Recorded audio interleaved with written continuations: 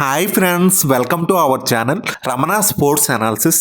Friends, ఈ వీడియోలో మనం డిస్కస్ చేయబోయే విషయం ఏంటంటే ఇంకా ఐపీఎల్ ట్రేడ్ విండో ఎప్పటి నుంచి స్టార్ట్ అవబోతుంది, ఏ టైంలో ఐపీఎల్ ప్లేయర్ రిటెన్షన్ అనేది ఉంటుంది, ఏ మంత్లో ఐపీఎల్ మినీ ఆక్షన్ జరగవచ్చు అనేది ఈ వీడియోలో అయితే చూద్దాం. ఫ్రెండ్స్, మన ఛానల్లో ఐపీఎల్ పై వచ్చే ఫాస్ట్ అప్డేట్స్ ఏవి మిస్ అవ్వకుండా ఉండాలంటే ఇప్పుడే మన యూట్యూబ్ ఛానల్కి అయితే సబ్స్క్రైబ్ చేసుకోండి, పక్కనే ఉన్న బెల్ ఐకాన్ అయితే క్లిక్ చేయండి. మరెందుకు లేట్ ఫ్రెండ్స్, ఈ వీడియోలోకి అయితే వెళ్ళిపోదాం. వస్తున్న కొన్ని ఇన్సైడర్ రిపోర్ట్స్ ఆధారంగా ఈ వీడియో అయితే చేయడం జరుగుతుంది. ఇందులో నేను చెప్పింది ఏది కూడా ఇప్పటి వరకు అయితే అఫీషియల్ గా అయితే కన్ఫర్మ్ కాలేదు.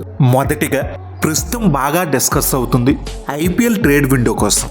ఇప్పుడు వస్తున్న అప్డేట్స్ ప్రకారం ఆల్రెడీ కొన్ని ఫ్రాంచైజీలు అయితే ఈ నెగోసియేషన్స్ కూడా స్టార్ట్ చేసినట్లుగా అయితే తెలుస్తుంది. ట్రేడ్ విండో అనేది ఓన్లీ మినీ ఆక్షన్స్ జరిగేటప్పుడు మాత్రమే అందుబాటులో అయితే ఉంటుంది. మరి లాస్ట్ ఇయర్ ఐపీఎల్ 2025 సీజన్లో అయితే మెగా ఆక్షన్ అయితే జరిగింది కదా, ఆ టైంలో ట్రేడ్ విండో అయితే యాక్టివ్లో అయితే లేదు. అందుకే లాస్ట్ సీజన్లో ఒక్క ట్రేడ్ కూడా జరగలేదు. మరి తాజా ఈ ఐపీఎల్ 2026 సీజన్లో ట్రేడ్ విండో అందుబాటులో ఉండటం వల్ల చాలా రోజుల క్రిందటి నుంచి సోషల్ మీడియాలో కూడా ఆ బజ్ అయితే నడుస్తుంది. ప్లేయర్స్ ఎక్స్చేంజ్ గురించి అయితే చాలా న్యూసెస్ అనేవి బయటకు వస్తూనే ఉన్నాయి. వాళ్ళ టీమ్స్కి కావాల్సిన ప్లేయర్స్ కోసం ఫ్రాంచైజీలన్నీ కూడా నెగోసియేషన్స్ అయితే స్టార్ట్ చేశాయి. ఇందులో రీసెంట్ టైంలో బాగా వినిపిస్తుంది చెన్నై ఆర్ఆర్ టీమ్స్ మధ్య జరుగుతున్న నెగోసియేషన్స్. ధోని భవిష్యత్తును దృష్టిలో పెట్టుకుని చెన్నై టీం అయితే ఒక మంచి క్వాలిటీ వికెట్ కీపర్ని టీంలోకి తీసుకోవాలని లాస్ట్ ఇయర్ నుంచి ప్రయత్నాలు అయితే చేస్తుంది. లాస్ట్ ఇయర్ ఒక పక్క సంజు శాంసన్ టీంలోకి తెచ్చుకోవాలని చూశారు, అలాగే రిషబ్ పంత్ను కూడా టీంలోకి తెచ్చుకోవాలని చూశారు. ఆ టైంలో ఇద్దరు కూడా సిఎస్కే టీంలోకి రాబోతున్నారన్న న్యూస్లు అయితే వచ్చాయి. లాస్ట్ ఇయర్ అంటే రిషబ్ పంత్ ఆక్షన్లోకి వచ్చాడు, మరీ టూ మచ్ అమౌంట్ 27 కోట్లకి వెళ్ళిపోవడంతో సిఎస్కే అయితే ట్రై చేయలేదు.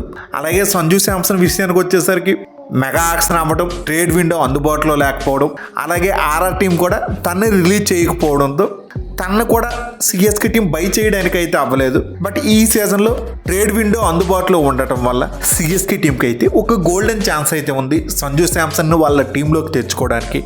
మ్యాక్సిమం మరి ఈ ట్రేడ్ సక్సెస్ అయ్యే అవకాశాలే మెండుగా అయితే కనిపిస్తున్నాయి. దానికి కారణం రాజస్థాన్ టీం అయితే సంజు శాంసన్ని సిఎస్కే టీంకి ఇవ్వడానికి సిద్ధంగా ఉంది. దానికి బదులుగా ఆర్ఆర్ టీం అయితే సిఎస్కే టీంలో ఉన్న శివం దుబే, రవిచంద్రన్ అశ్విన్ వీళ్ళిద్దరిని తిరిగి మళ్ళీ ఆర్ఆర్ టీంలోకి తీసుకోవాలని ఆ టీం మేనేజ్మెంట్ అయితే భావిస్తుంది. మెయిన్ ఆర్ఆర్ టీంకి అయితే ఈ సీజన్లో మిడిల్ ఆర్డర్ కన్సర్న్స్ అయితే బాగా కనిపించాయి. ప్రస్తుతం ఆర్ఆర్ టీంకి సంజు టీంని వీడిన కెప్టెన్గా ఆల్టర్నేటివ్ ఆప్షన్ అయితే రియాన్ పరాగ్ రూపంలో అయితే ఉంది. బట్ ఆర్ఆర్ టీంకున్న మిడిల్ ఆర్డర్ ప్రాబ్లం సాల్వ్ అవ్వాలంటే మాత్రం శివం దుబేని తీసుకోవడం ఉత్తమమైన మార్గం. సిఎస్కే టీంకు చూసుకుంటే అశ్విన్ అవసరం అయితే లేదు, ఎలాగో ఆక్షన్లో తనని రిలీజ్ చేయాలని చూస్తున్నారు. అలాగే ఆర్ఆర్ టీంకు చూసుకుంటే అశ్విన్ వాళ్ళ టీం ఫార్మర్ ప్లేయర్, స్పిన్ విభాగాన్ని వాళ్ళు స్ట్రెంథెన్ చేసుకోవాలని చూస్తున్నారు. స్పిన్ ట్విన్స్లా ఒక పక్క లెగ్ స్పిన్నర్గా అసరంగాని మరో పక్క అశ్విన్ని ప్రయోగించాలని చూస్తున్నారు. ఈ వ్యూహ రచనకి అశ్విన్ ఉపయోగపడతాడు కాబట్టి ఆర్ఆర్ టీంకి అయితే ఈ ట్రేడ్ అయితే యూస్ఫుల్గా అయితే ఉంటుంది. మరి ఈ ట్రేడ్ ప్రపోజల్ చూసుకుంటే అటు సిఎస్కేకి ఆర్ఆర్కి రెండు టీమ్స్ కూడా మ్యూచువల్ బెనిఫిట్ అయితే ఉంది. అందువల్ల ఇది సక్సెస్ అయ్యే అవకాశాలు అయితే ఎక్కువ ఛాన్సెస్ అయితే ఉన్నాయి. ఈ ట్రేడ్ అనుకున్నట్లుగా జరిగితే సిఎస్కే టీం నుంచి బయటకు వెళ్తున్న రవిచంద్రన్ అశ్విన్, శివం దుబే వీళ్ళిద్దరికీ కలిసి 21,75,00,000 రూపాయలు అయితే మ్యాచ్ ఫీజును అయితే సిఎస్కే టీం అయితే చెల్లిస్తుంది. సంజు శాంసన్కి ఆర్ఆర్ టీం 18 కోట్లు అయితే ఇస్తుంది. 21,75,00,000 వాల్యూ గల ఇద్దరు ప్లేయర్స్ని సిఎస్కే టీం ఆర్ఆర్ టీంకి ఇస్తుంది. కాబట్టి ఆర్ఆర్ టీం నుంచి సిఎస్కే టీం ఓన్లీ 18 కోట్ల వాల్యూ ప్లేయర్ ఒక్కరిని మాత్రమే తీసుకుంటుంది. కాబట్టి మిగిలిన రిమైనింగ్ అమౌంట్ 3,75,00,000 రూపాయలను అయితే ఆర్ఆర్ టీం అయితే సిఎస్కే టీంకి అయితే చెల్లించాలి. ట్రేడ్ విండో రూల్స్ ఏంటి అంటే ఓన్లీ మినీ ఆక్షన్ టైంలో మాత్రమే ఇది యాక్టివ్గా అయితే ఉంటుంది. అది ఫస్ట్ పాయింట్. సెకండ్ పాయింట్ చూసుకుంటే ఈ ఐపీఎల్ ట్రేడ్ విండో అనేది ఎప్పుడు స్టార్ట్ అవుతుంది అంటే ఒక సీజన్ ఐపీఎల్ ఎండ్ అయిన నాటి నుంచి, అంటే ఫైనల్ జరిగిన తేదీ తర్వాత నుంచి కరెక్ట్గా నెల రోజుల తర్వాత నుంచి నెక్స్ట్ సీజన్ ట్రేడ్ విండో అనేది యాక్టివ్ అయితే అవుతుంది. అంటే లాస్ట్ సీజన్ ఐపీఎల్ ఫైనల్ అనేది జూన్ 3న అయితే జరిగింది. దీనికి కరెక్ట్గా 30 డేస్ తర్వాత అంటే రేపు జూలై 2 నుంచి కొత్త ట్రేడ్ విండో యాక్టివ్ అయితే అవుతుంది. మరి ఈ టైంలోనే సిఎస్కే ఆర్ఆర్ టీమ్స్ మధ్య జరుగుతున్న ఈ ట్రేడ్ ఆఫర్ అనేది సక్సెస్ అయ్యే అవకాశం అయితే ఉంటుంది. జూలై 2 తర్వాత ఎప్పుడైనా సంజు శాంసన్ అయితే సిఎస్కే టీంలోకి అయితే తీసుకోవచ్చు. జూలై 2వ తేదీన స్టార్ట్ అయిన ఈ ట్రేడ్ విండో అనేది క్లోజ్ అయ్యే టైం అయితే బిఫోర్ ఐపీఎల్ 2026 ఆక్షన్ డేట్కి ముందు 1 వీక్ ముందు అయితే స్టాప్ అయితే అవుతుంది. మధ్యలో ట్రేడ్ విండో 1 వీక్ బ్రేక్ అనంతరం ఐపీఎల్ ఆక్షన్ ముగిసిన 24 గంటల తర్వాత నుంచి రాబోయే సీజన్ స్టార్ట్ అయ్యే 30 రోజుల ముందు వరకు ఈ ట్రేడ్ విండో అఫీషియల్గా యాక్టివ్గా అయితే ఉంటుంది. ఇప్పుడు వరకు మనం ట్రేడ్ విండో కోసం అయితే డిస్కస్ అయితే చేసాం. Next second step main important అయితే ప్లేయర్ రిటెన్షన్.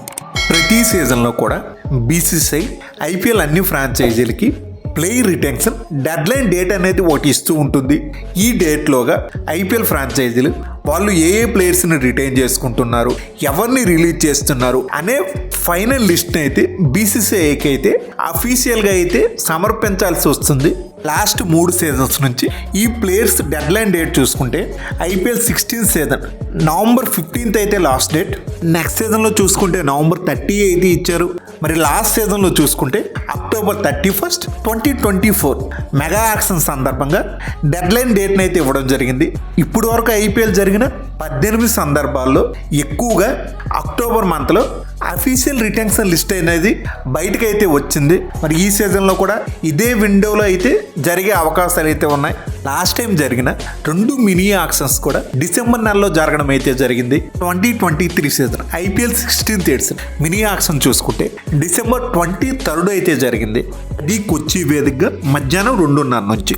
అలాగే IPL 17th season 2024 year mini auction చూసుకుంటే ఫస్ట్ టైం ఒక ఐపీఎల్ ఆక్షన్ అనేది ఇండియాలో కాకుండా వేరే దేశాల్లో నిర్వహించడం అయితే జరిగింది. కోకాకోలా ఎరైనా దుబాయ్లో అయితే అప్పుడు జరిపారు. డిసెంబర్ 19 మధ్యాహ్నం 1 గంటకి.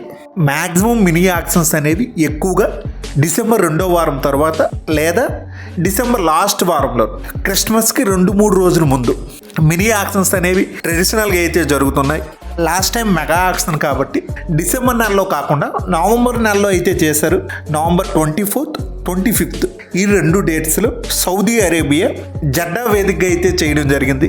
బీసీసీఐ ఐపీఎల్ని గ్లోబలైజ్ చేయాలనే ఉద్దేశంతో లాస్ట్ 2 ఏళ్ల నుంచి ఐపీఎల్ ఆక్షన్స్ని అవుట్ సైడ్ ఆఫ్ ఇండియాలో అయితే జరిపిస్తున్నారు. కాబట్టి ఈసారి కూడా వెన్యూ అనేది ఎక్కడనేది ఇప్పటి వరకు క్లారిటీ అయితే లేదు, కానీ వేరే ఏ దేశంలో అయినా విదేశాల్లో జరిగే అవకాశాలు అయితే ఉన్నాయి.